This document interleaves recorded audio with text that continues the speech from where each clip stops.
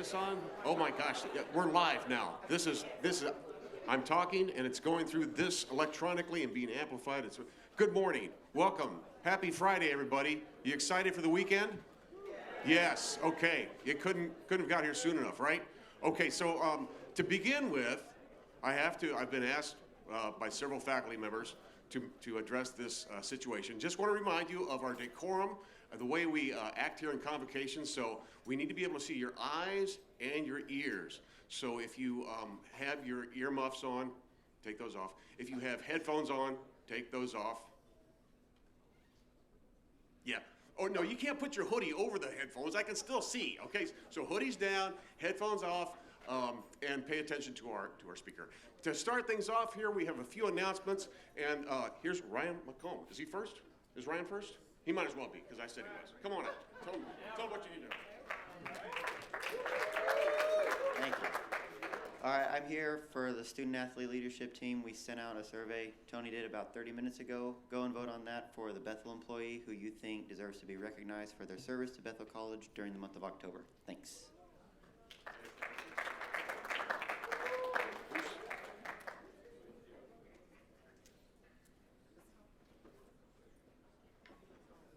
What's up, family? Just reminding y'all that we have BWC this Sunday at 11. The past couple Sundays has been great, but we have yet to pack out the stadium, so so it's at 11, and it's going to be great. We have a student speaking again, and we're just going to make this a special Sunday, so please come out.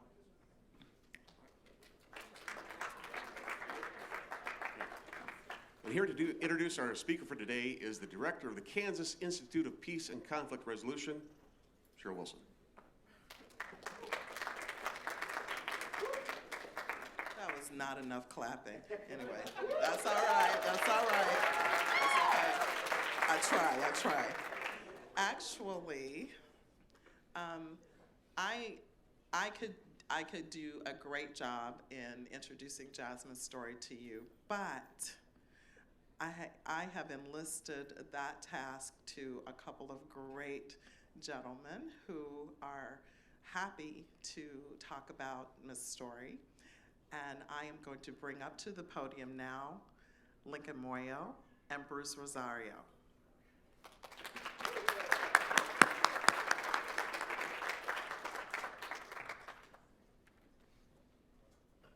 Good morning again. It's our honor to introduce Jasmyn Elise Story.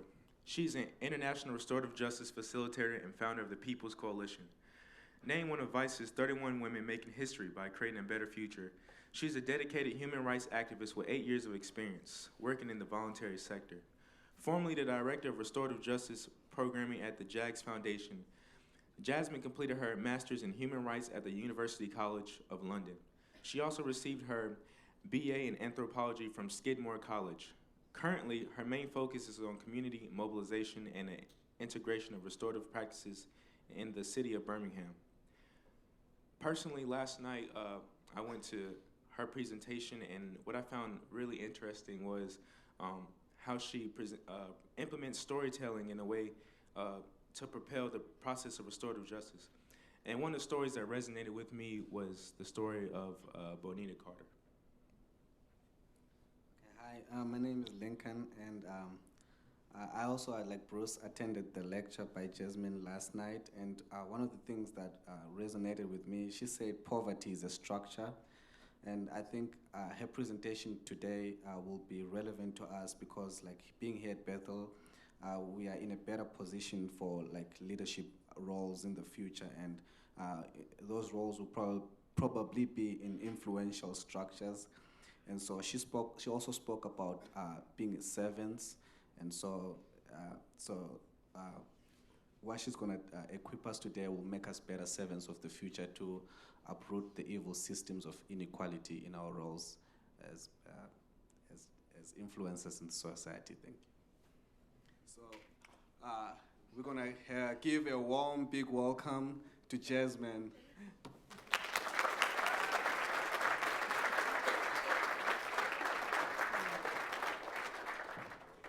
All right, thank you, everyone. Can you hear me? Good? All right, yes, thank you for the thumbs up. Yeah, this is gonna be interactive if you like it or not. So if you're sleepy, pinch yourself because we are going to be talking and I will be interacting with you. So my presentation, I'm not trash and you aren't either, is all about cancel culture. Just a little bit about my background. I have been an activist for as long as I can remember.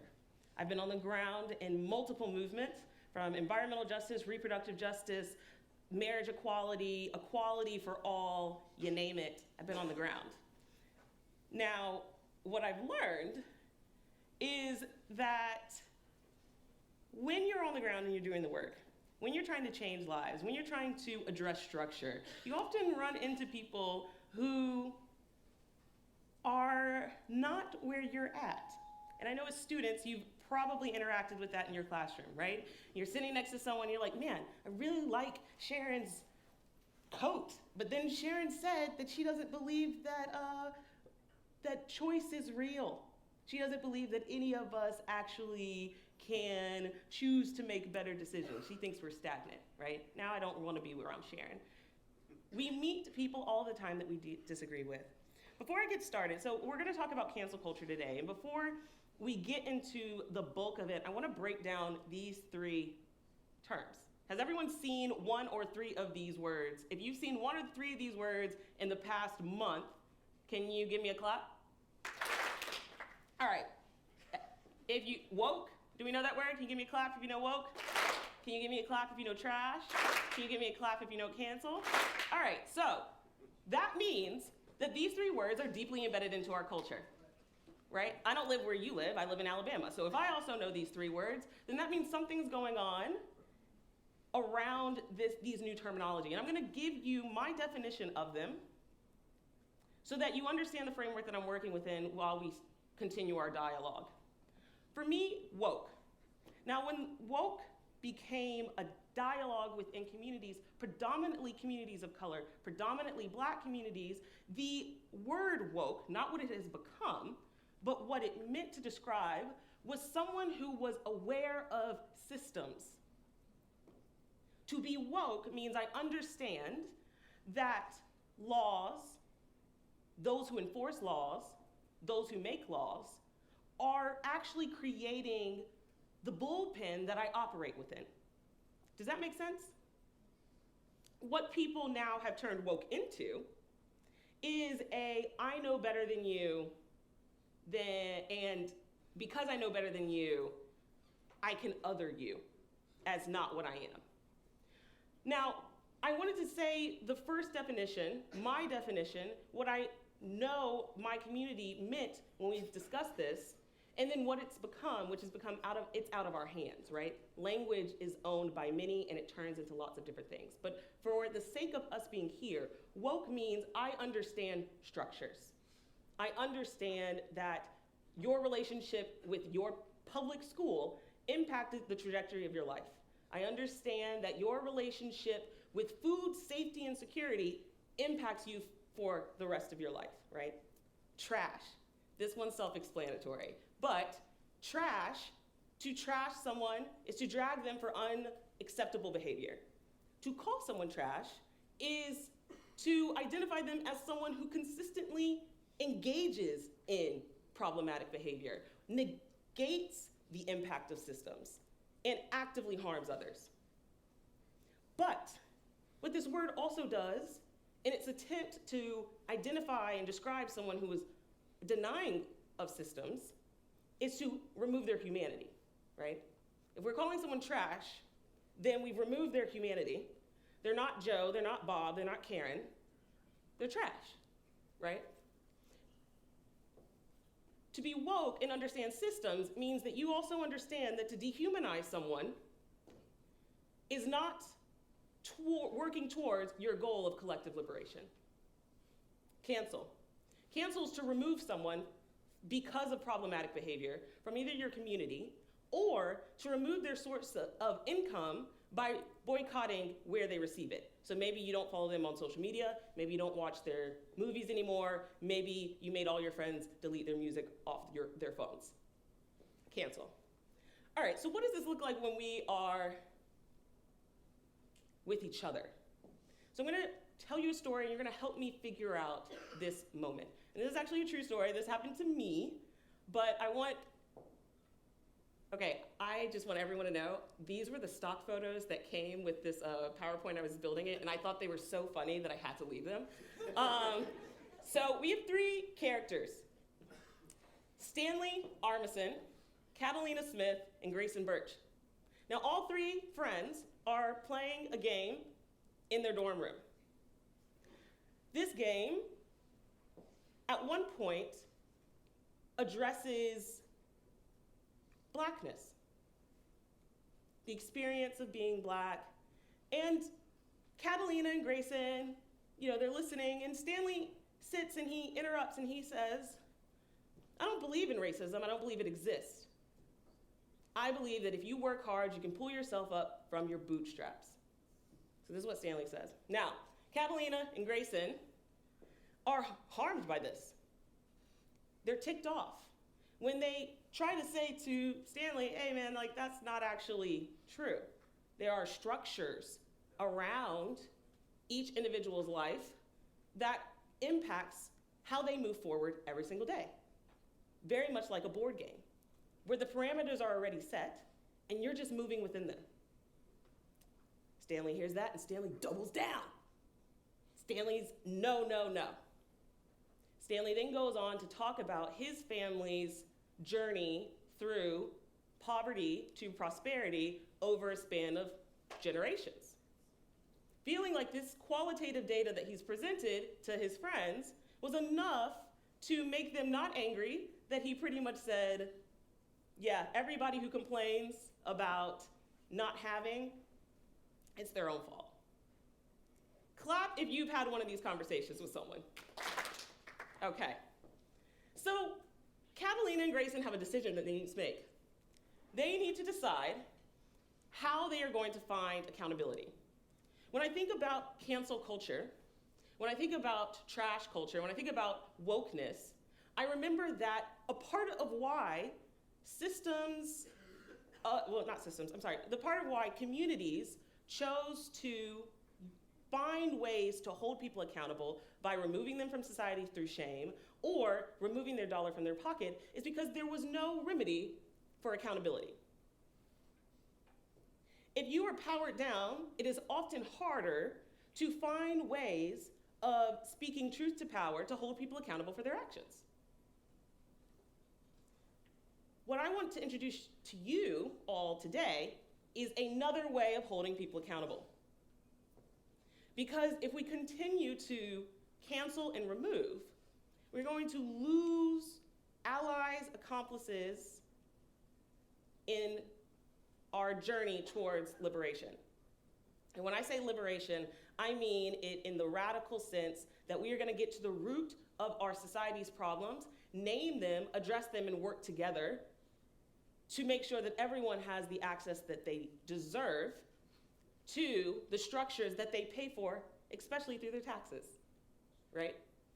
So, in restorative justice, we see a story, but we also see harm, needs in that story.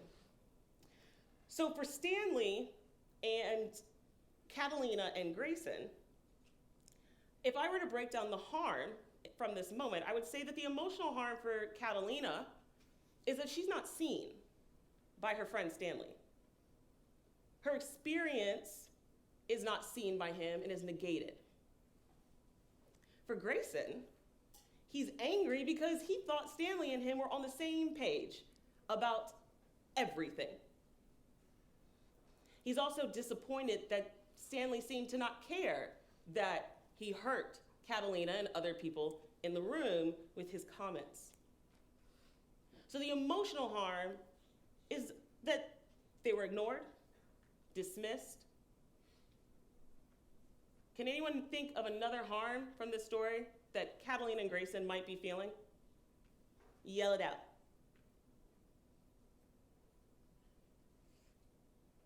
Yell it out. No emotion? You can't think of anything? A lot of people claps that they had the same situation. You can't think of the emotions that you might have felt? Anyone? betrayed, marginalized. What else? One more. Angry. All right. The material harm, no one got punched, nothing got lost, but Catalina and Grayson did waste their time trying to make Stanley understand why his words were harmful. Not that he can't say them, but that they caused harm. The relational harm in this situation is obviously between Stanley and his friends. The bond between them is now damaged. Their relationship is now damaged because of this conversation. And then the last harm, which is the one that we're going to focus on most today together, is inflamed structural harm. Inflamed structural harm is a term that I use to describe when someone actively or unintentionally negates the impact of structural violence in the lives of others. So this is the difference between asking someone, do you understand how you have inflamed structural poverty by kicking a homeless man's bag off the corner? That's very different than saying you're a classist pig, right? These are two different things. Asking someone if they can understand that they've inflamed the harm of a structure is very different than labeling them. This is the difference between saying to someone who damages property on campus with a swastika, it's the difference between saying, you are a Nazi, and in saying, do you understand how you've inflamed the impact of the Holocaust? You with me? Okay. Harm creates needs.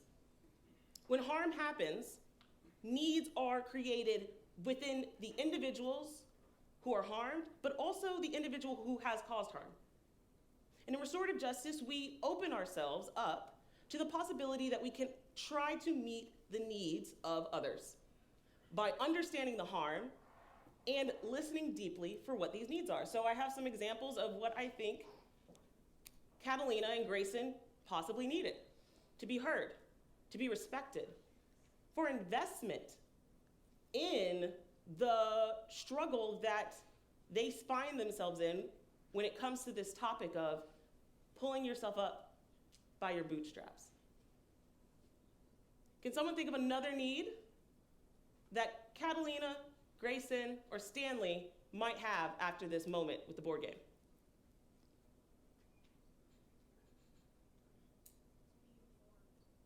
To be informed. Yeah.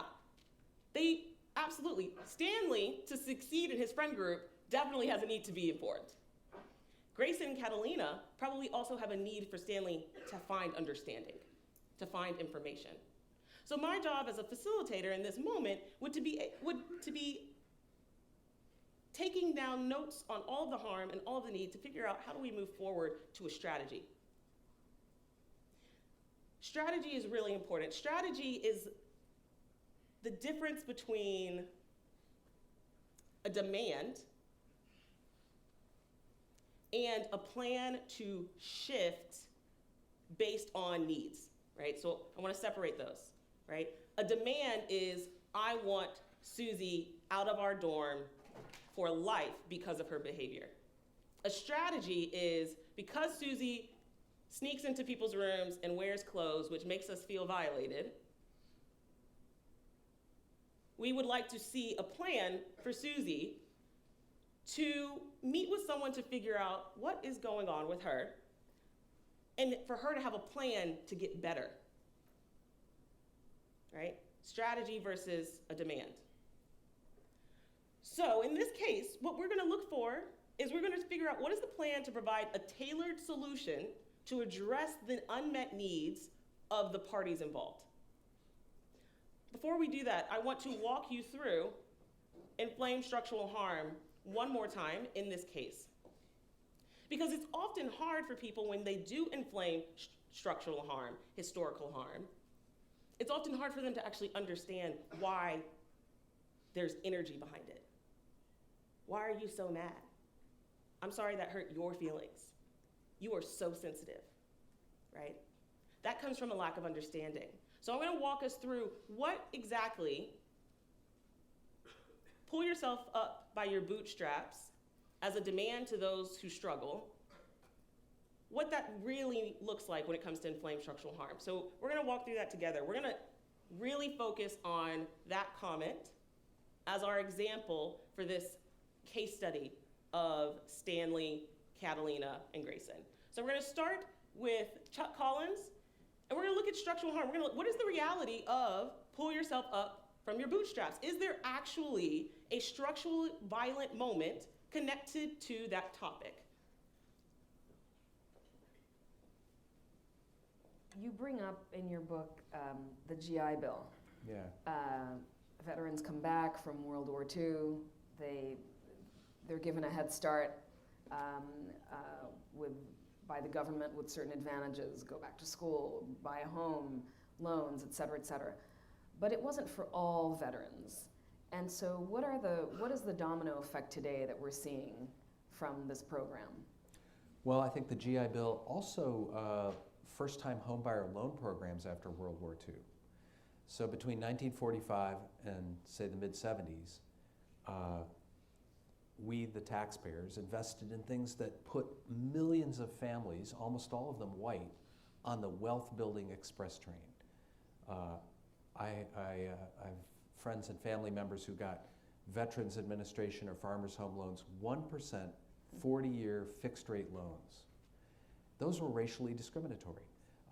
Black, Latino, First Nations veterans returning to the United States after World War II to sometimes Jim Crow education systems did not have access to some of those GI Bill college benefits. So it's kind of like we put one segment of society on the express train to middle class opportunity, and we left people of color standing at the station for the train that didn't show up.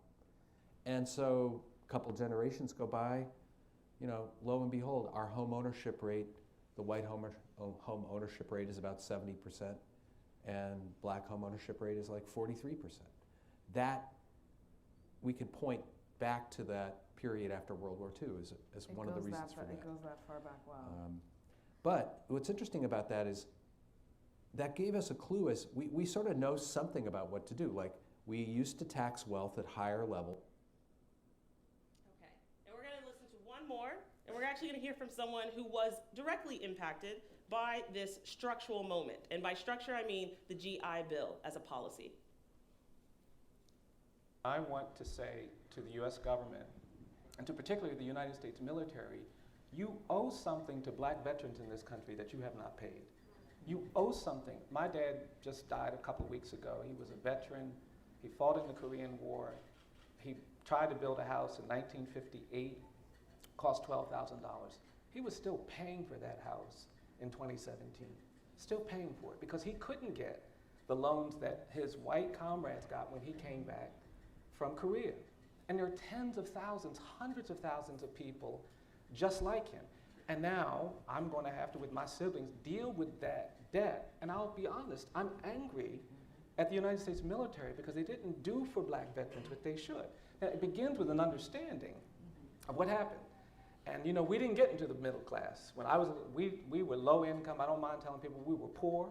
My parents told me we were low income but upper class, and I went with that. And I took it as far as I could go, which wasn't very far. But I think there is an institutional demand that we should be making. So we've been doing this work about the... Okay. So when Stanley says, I don't believe in racism, I don't believe that it's real, I believe you need to pull yourself up by your bootstraps, Stanley has inflamed that reality. Does that make sense? Right? That is a structural reality. You can quantify it and you can qualify it.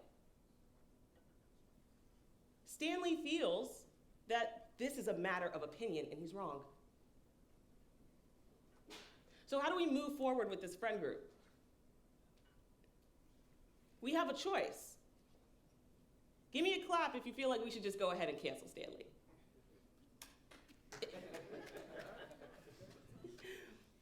Give me a clap if you think we should figure out something else. Give me a clap if you think you know how to do it. Exactly. So I'm going to help you figure out how to do it, right? Okay. So restorative justice asks 5 questions. What happened? What were you thinking at the time? What have you thought of since? Who's been impacted and how? From the answers of those questions, that's where we figure out what the harm is, what the needs are, and now we're going to be in a place where we can figure out how to build a strategy that meets those needs. This inflamed structural part is extremely important because often in my history, when I've dealt with cases of racial bias, gender bias, LGBTQ plus bias, I'm talking to someone, I'm talking about the person who's caused harm, I'm talking to someone who doesn't necessarily understand the inflammation, so they can't understand the emotion, and they can't understand the needs. So we gotta get Stanley educated, but we're not going to have those who've been harmed educate Stanley. That doesn't make sense. They have been harmed. So we're gonna find someone who can talk to Stanley, and in this case, we're gonna find the faculty advisor of the Black Student Union on campus. We're gonna ask them, would you meet with Stanley and explain to him the inflamed structural violence? This moment that he's inflamed in front of our friend group, this moment where he doubled down, even though he saw that others were being impacted by his actions. But because Stanley doesn't understand the history that he is inflaming, the present that he is inflaming, he struggles to see, why are y'all so mad? So we gotta get Stanley educated, but that's not, and should never be, on the people who have caused harm. They should not have to do what Brian Stevenson just did and explain to us their individual relationship to this structural violence. They shouldn't have to. So this is what we're gonna do. And I want you all to think about these 3 steps. The first thing we're going to do is call them in. Now this is very different than calling them out. Calling them out is posting on Facebook saying, hey, Stanley is the worst. Let's not be friends with him. Okay guys, see you in the cafeteria at 12. Right? That's calling Stanley out. Calling Stanley out is in your collective social work class, you walk up to the professor and say, Stanley said something really stupid over the weekend, and can you please tell him why everything he said is wrong and harmful in front of his professor, right? Because that's a shame mechanism. That's calling out. What does calling in look like? Calling in looks like inviting somebody to be accountable for their actions and the impact of their actions. This is very different than removing someone's right to speak. Stanley has every right to say what Stanley said. He can say it all day long until he's blue in the face. And me as an activist, as a restorative justice person, I will fight with all of my life to protect Stanley's right to say whatever he wants to say. But community is not built merely on law and norms. Community is built on relationships. So if Stanley actually wants to move forward with his First Amendment right in his pocket, he's going to have to address with those he would like to be in community with how he harmed them. Because to be in community is to see others. To be in community is to say that I am because you are. So if Stanley wants to come in, he's going to have to respond to someone calling him in to be accountable. It's very different than calling somebody in to testify, right? We want to call Stanley in and go through those harm, go through those needs, hear Stanley's answers to the restorative questions. And then after we've had this discussion, the next thing we want to do is call it out. And it is in parentheses, because it is not a human. It is not a person. It is not a student. It is not your roommate. It, trash, these are not people. So when I say it is a behavior. We want to call out the behavior. We want to call out this inflammation. So we call Stanley in, and when we call him in, we call out the behavior. Like, Stanley, when you said this, you have inflamed a reality of a large chunk of not only this population, but your friend group. This is how this behavior impacts us. The behavior is it, right? So we call them in, we call it out. And then the last thing is that we demand investment. Investment after harm is a dedication to meeting needs. But investment when it comes to inflamed structural harm should look like interrupting the structures that one inflamed. So I'm going to give you an example of this in motion, and it'll be my last example because I want to spend some time talking to you and answering your questions. I handled a case where we had a student RA, a student resident. They had a conversation at a public area where students hung out. This conversation quickly became both homophobic and transphobic in nature. Eventually, this moment made it to a restorative process. The harm around this moment for the student who caused it, they caused others to feel invisible. They caused others to feel inferior. They removed their humanity in this conversation. These are all the harms that were surrounding this moment. I set up this student with the LGBTQ plus spectrum faculty coordinator to learn more about the inflamed structural harm of their language in that conversation. What were they inflaming in that moment? After the student met with this advisor, they had a different understanding of the harm. They were able to see, I now understand what it looks like when you are denied by family, friends, and your country when it comes to your right to live and have free choice. I understand now that when I said what I said in the cafeteria, that I caused you to feel the same shame you felt when you were in the closet, and that was not fair, right? So with learning around the structure, that student was able to deeply understand the emotion that they couldn't understand before. Why are you so mad? Because structures! That's why I'm mad, right? So when it came to the investment piece, a part of the structure that the students identified contributed to the harm in that moment was the school itself, was the RH safe zone training. So they started to pick apart this structural element of this safe zone training. It was the last training during the RA training week. It was at the end of the day. Students were tired, they were sleepy. The conditions for them to actually learn what they needed to learn to be allies on campus weren't there.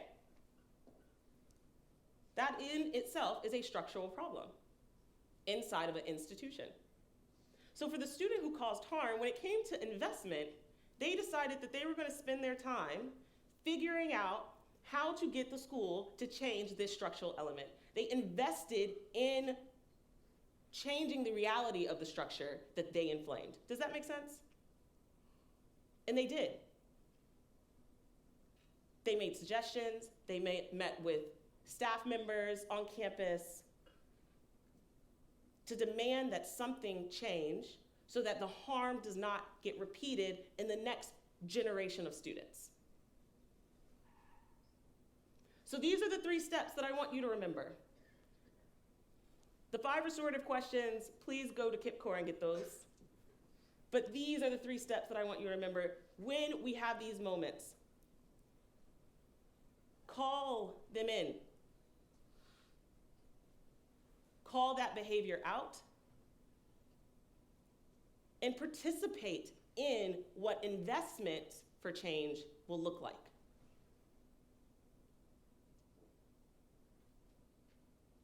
Because any of us could be trash at any moment. We want to make sure that we end the cycle of removal, because if we stand alone,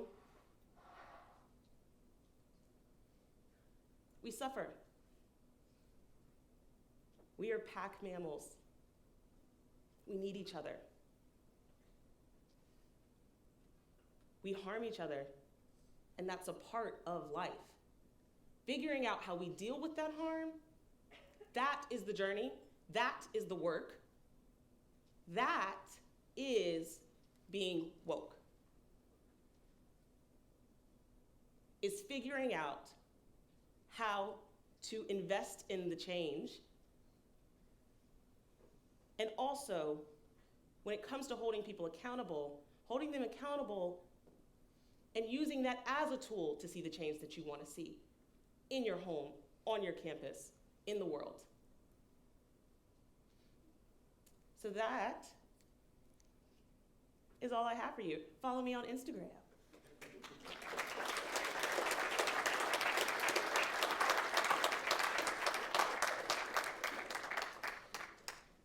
Thank you, Jasmyn. We have some time for conversation with Jasmyn. So, as always, if you have a question in the audience, I can bring the mic to you. Ronald will also be fielding your questions through the Google form. Thank you again for speaking. I failed to mention her current role, so to give you the perspective while you're asking questions. So, currently she's the Deputy Director of the Office of the Social Justice and Racial Equity in the Office of Birmingham Mayor Randall, so the current mayor in Alabama. And yeah, thank you.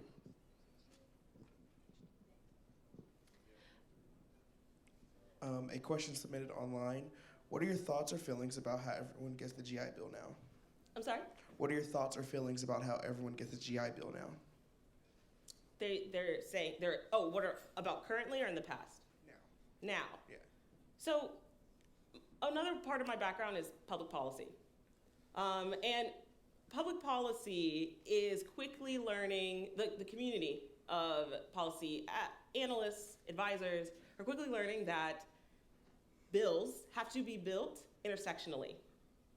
And I challenge all of you, if you don't know anything about intersectionality, the quickest way for you to think about it is that all of us sit at crossroads that were built for us without our consent, and those crossroads inform how we see the landscape.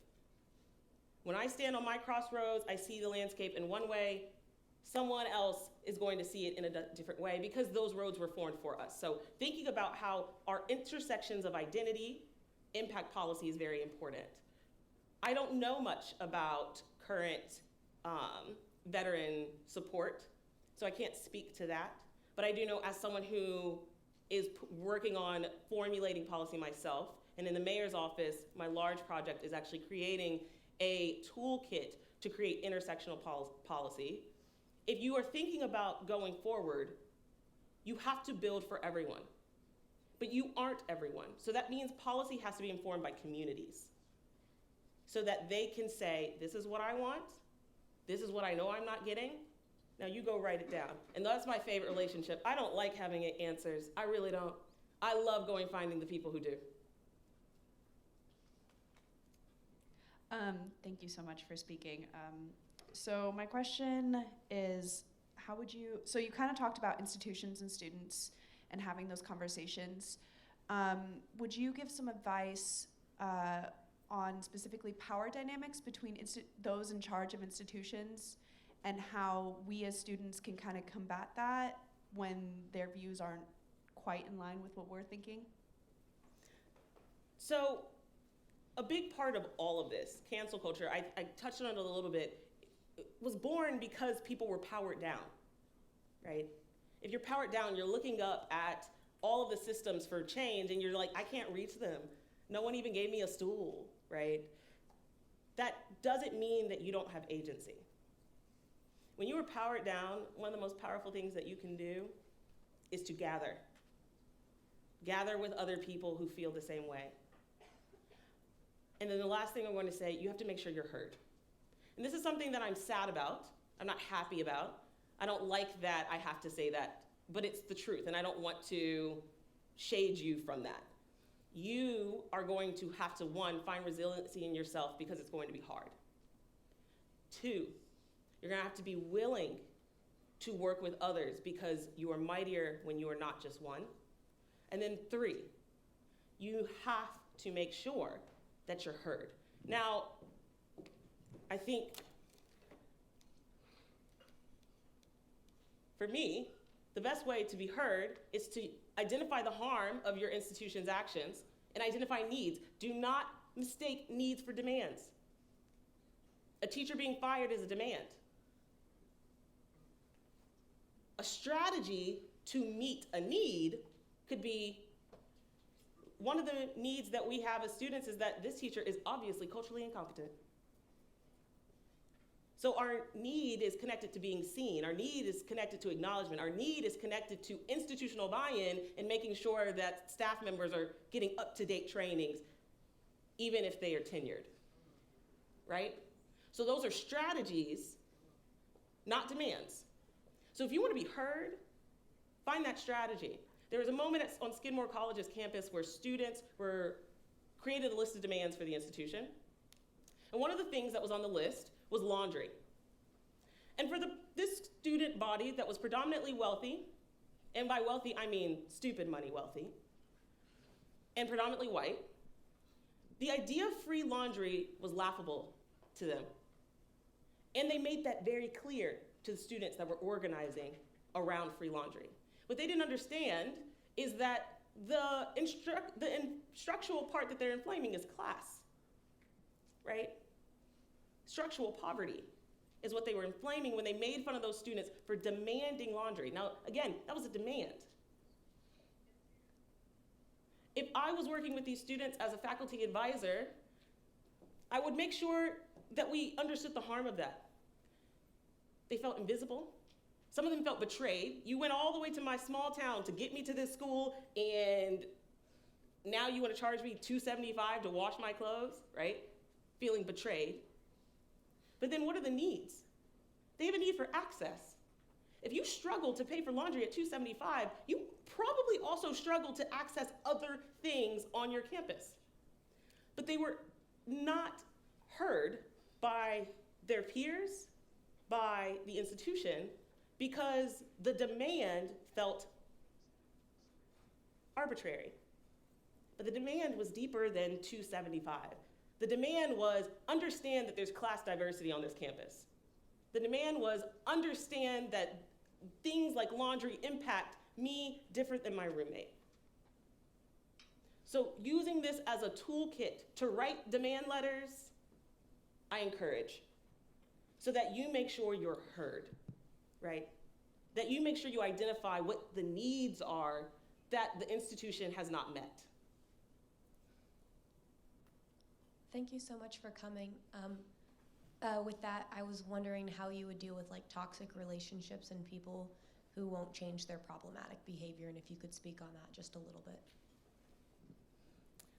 When I think about cyclical patterns when it comes to certain behavior, right? If you've got that one friend group, now say Stanley is our cyclical person, right? And we have a great time with Stanley this time. 2 weeks later, we're all playing bingo. Stanley gets G5, and then he yells something offensive, and everyone's like, dang, Stanley, we just went through this with you, right? What do we do about that? For me, that means Stanley has an unmet need. There's something going on with Stanley that is now attracting him to a certain behavior to meet his need. Now, say Stanley likes to say inflammatory things in public. Maybe Stanley has a need to be seen. And this need is deep.